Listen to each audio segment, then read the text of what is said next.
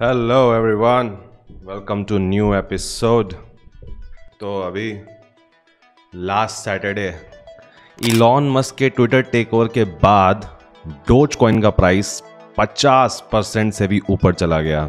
हर बार की तरह इस बार भी फोमो होगा कि अरे यार डोज कॉइन लेके रख लेते तो पैसे बन जाते। तो इलॉन भैया और उनके ट्विटर टेक ओवर के बाद एक बार फिर से डोज कॉइन बहुत चर्चाओं में है। अब फोमो तो होता है, इतना ऊपर गया है एकदम से 50% से ज़्यादा सर्ज, मतलब किसी ने पैसे डाले होते तो डबल।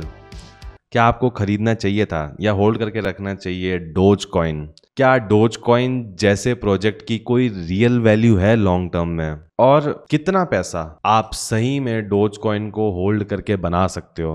और मेरी क्या ओपिनियन है डोज कॉइन को, मेरी पर्सनल ओपिनियन, वो डिस्कवर करेंगे अपन इस वीडियो में।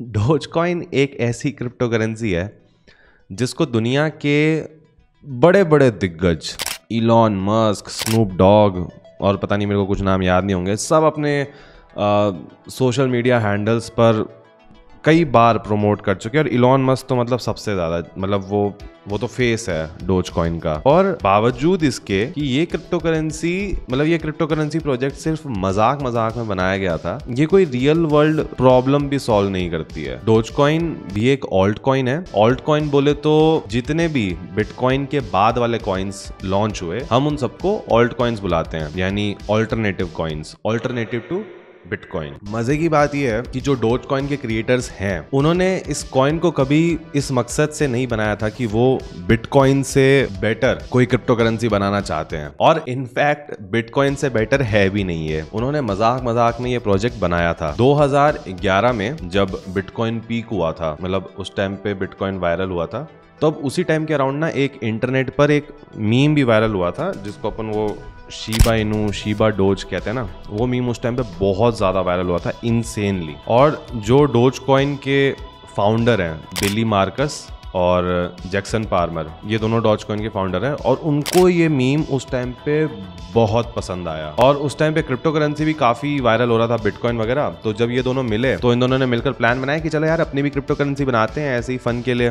कोई पर्पस नहीं था इस क्रिप्टो करेंसी का, उन्होंने कोई लॉजिक प्लान नहीं किया था इसको, मतलब कुछ भी लॉन्च करने से पहले कोई लॉजिक प्लान नहीं किया था।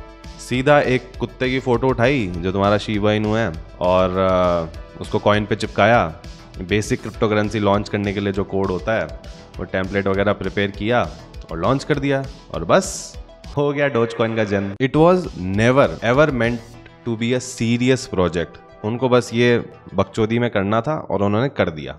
अब जब उन्होंने लॉन्च कर दिया तो जो एक्चुअल पर्पस के लिए वो यूज़ होता था वो था टिपिंग ऑन रेडिट। रेडिट पे लोग माइक्रो टिपिंग करते थे। जैसे कि इंटरनेट पे कोई भी आर्टिस्ट या कोई क्रिएटर अगर कुछ अच्छा कर रहा है तो भाई उसको मोटिवेट करने के लिए, जैसे कि भाई मैं अभी यूट्यूब पे वीडियो बना रहा हूँ, आपको लग रहा है कि भाई ये बढ़िया कर रहा है, तो उसको मोटिवेट करने के लिए यूज़र्स टिप करते थे। और अब इंटरनेट यूज़र्स के पास ऐसे सबके पास लाखों तो होते नहीं उड़ाने को, और कंटेंट बहुत लोगों को पसंद, मतलब किसी का कुछ भी आर्ट पसंद आ रहा है तो लोग डोज कॉइन के थ्रू बंदे को टिप करते थे कि ये ले भाई। वैसे तो मतलब इन कॉइन्स की कोई ज़्यादा खास वैल्यू नहीं है, पर डोनेट करने वालों को भी ऐसे फील आता है ना कि भाई हाँ कुछ दिया, मतलब ऐसा थोड़ा रईस वाला फील आता है कि ये ले भाई मज़े कर। और जो क्रिएट करता था उसके लिए एक पॉजिटिव इंसेंटिव भी होता था ये। तो एक चीज़ मतलब बहुत साफ सी समझ आती है कि जो डोज कॉइन क्रिप्टो करेंसी के फाउंडर्स हैं, उनका कोई ऐसा खास मोटिव नहीं था कि वो कोई बहुत ज़्यादा पैसा बनाएंगे। इनफैक्ट उनमें से कोई एक फाउंडर है जिसका नाम मुझे याद नहीं है, उसने अपना जब इस डोज कॉइन प्रोजेक्ट से एग्जिट लिया था तो मैक्स टू मैक्स शायद उस बंदे ने एक कार खरीदी थी जितने पैसे उसने बनाए थे।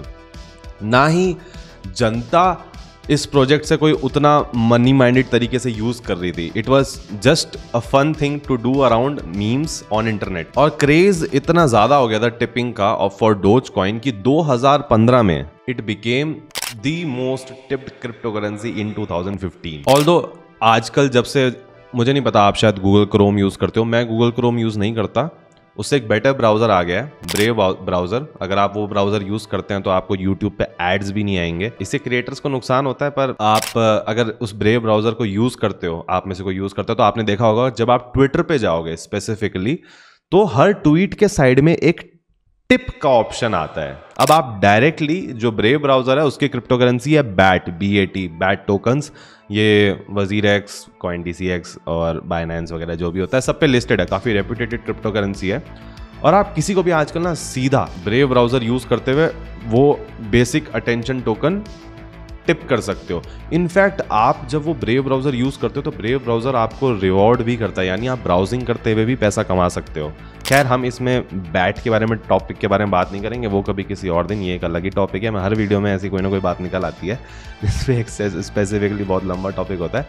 पर आप देखोगे कि ट्विटर पे वो टिप का ऑप्शन आता है। सेम यही कॉन्सेप्ट था डोज कॉइन के साथ भी, कि भाई कोई क्रिएटर, कोई बंदा कुछ अच्छा कर रहा है इंटरनेट पे तो उसको टिप कर देते थे।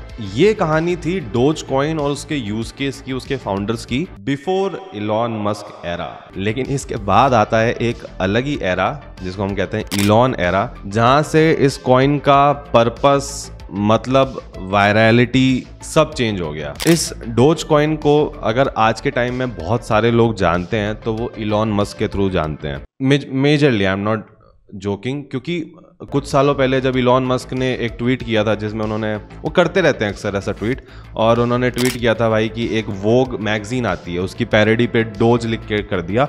उस ट्वीट के बाद भी एक बार 50% से ऊपर डोज कॉइन का प्राइस चला गया था। तो जब भी मीम मोमेंटम ब्लो होता है, suddenly meme coins like Shiba Inu, dose, ये सारे अचानक से स्पाइक करते हैं। ये सारे मीम कॉइन्स कहलाते हैं। लेकिन फंडामेंटल बात करते हैं, ठीक है। मीम्स के साथ दिक्कत ये है कि जिस दिन ना मीम या कोई भी मीम, मतलब मीम्स वायरल होते हैं या होता है, सबको पता पड़ जाता है, चाहे उस बंदे को उस चीज से कोई लेना देना हो या ना हो। लेकिन मीम्स आप देखो डेड भी उतने ही जल्दी होते हैं। आप कोई भी ट्रेंड उठा लो, इंस्टाग्राम, ट्विटर वगैरह पे कोई भी मीम वायरल होता है, 2 हफ्ते बाद हम उससे इरिटेट हो चुके हैं या किसी को उसके बारे में याद भी नहीं रहता है, और लोग वापस अपनी जिंदगियों में चले जाते हैं। जिस चीज पे वो काम कर रहे होते हैं चले जाते हैं, क्योंकि उसकी एक लाइफ होती है, वो लाइफ एंड हो जाती है। और ये सच्चाई मैं मीम कॉइन, डोज कॉइन या मीम्स की आपको इस अपने सच्चे दिल और एक्सपीरियंस से इसलिए बता सकता हूं क्योंकि मैंने खुद 1 साल इंस्टाग्राम पर सिर्फ मीम्स बनाए हैं, विच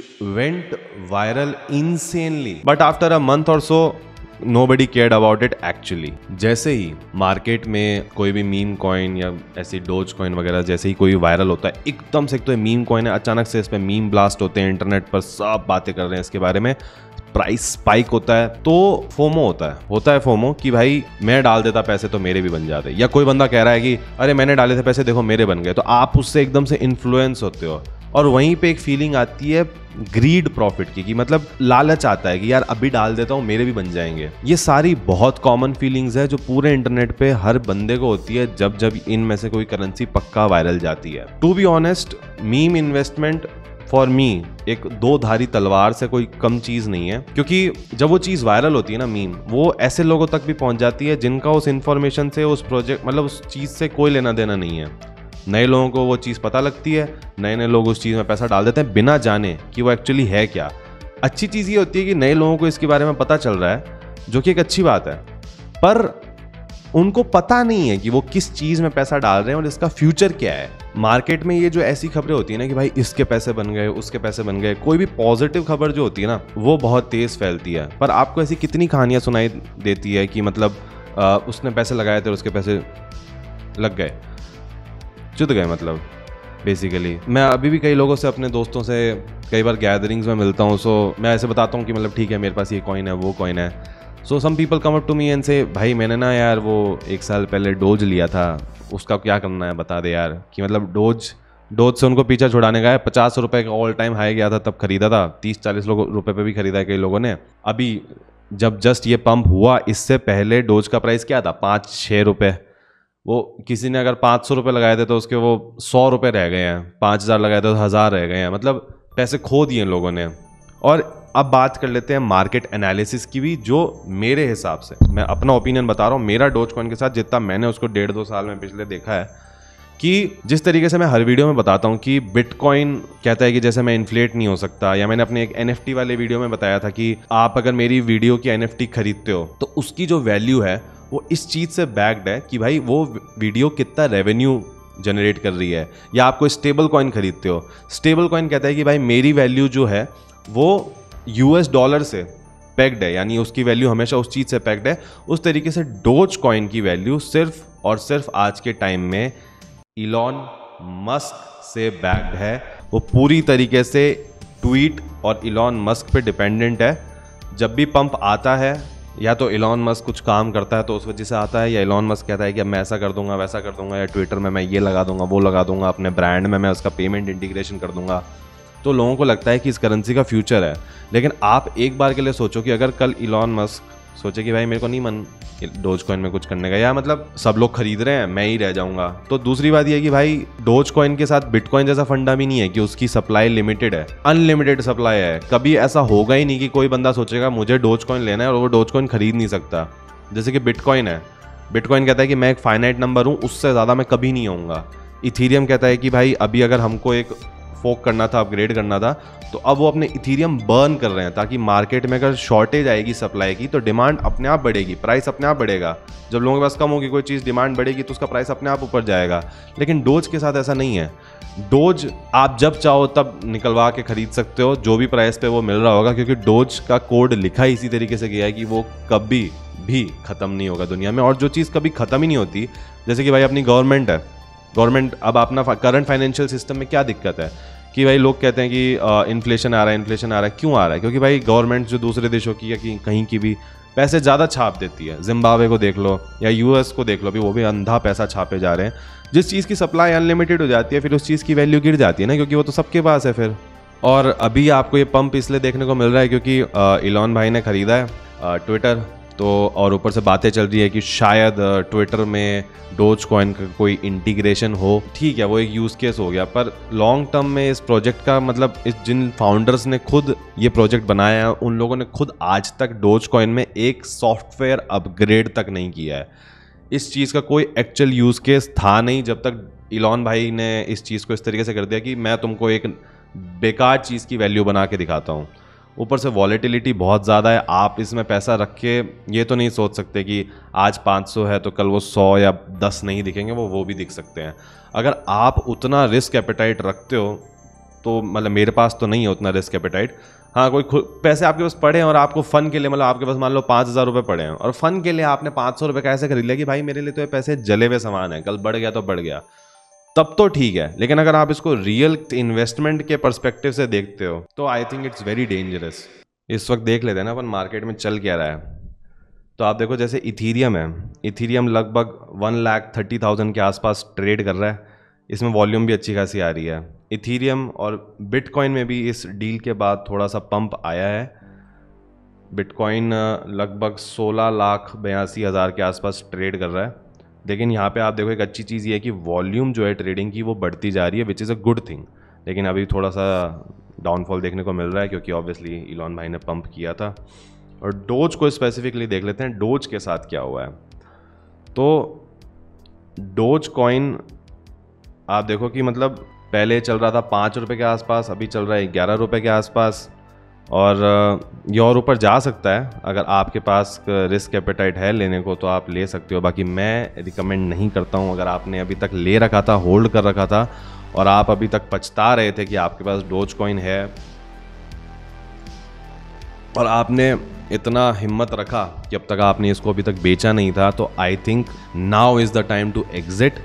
अगर ये और ऊपर जाता है हल्का सा भी तो आप एक एग्जिट ले सकते हैं, या जहाँ पे भी आपको लगता है एक आपका प्राइस जो भी है आपने इतने में ख़रीदा था और इतना आपको प्रॉफिट हो रहा है या आपको इतना लॉस आप एक्सेप्ट कर सकते हो, तो आप वहाँ पे एक एग्जिट ले सकते हो। अगर मेरे पास डोज कॉइन होता, होल्ड कर रहा होता, मैं क्या करता, मैं भाई अपना देख लेता कि भाई ये कहाँ जाएगा, कितना जाएगा। इलॉन के ट्वीट डिपेंडेंट है। अगर मुझे कहीं से भी एक ट्वीट भी लगता कि भाई इसके बाद ये नीचे जाएगा तो मैं वहाँ पे इससे एग्जिट ले लूँगा।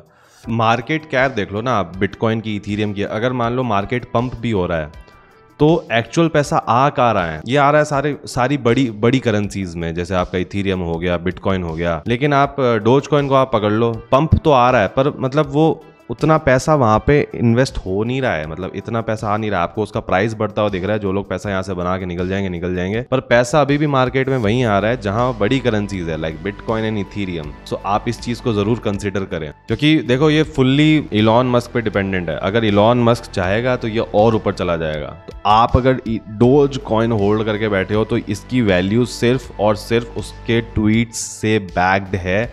वो जो ट्वीट करेगा ये वहां जाएगा। आपको प्राइस फॉलो करना है, आप वो ट्वीट फॉलो करो, दैट्स इट, सो सिंपल। बाकी इसका कोई एक्चुअल यूज केस है नहीं। और इतनी volatile currency, specially meme currencies, are very dangerous to invest. तो आज के वीडियो में और मार्केट एनालिसिस में बस इतना ही, क्योंकि पिछले हफ्ते ये स्पाइक किया था तो मैंने सोचा चलो एक वीडियो बना देते हैं इस पर। So those are 2 cents from my side for Doge. आज के एपिसोड में बस इतना ही, मिलते हैं नेक्स्ट एपिसोड में। विजय सारन साइनिंग ऑफ।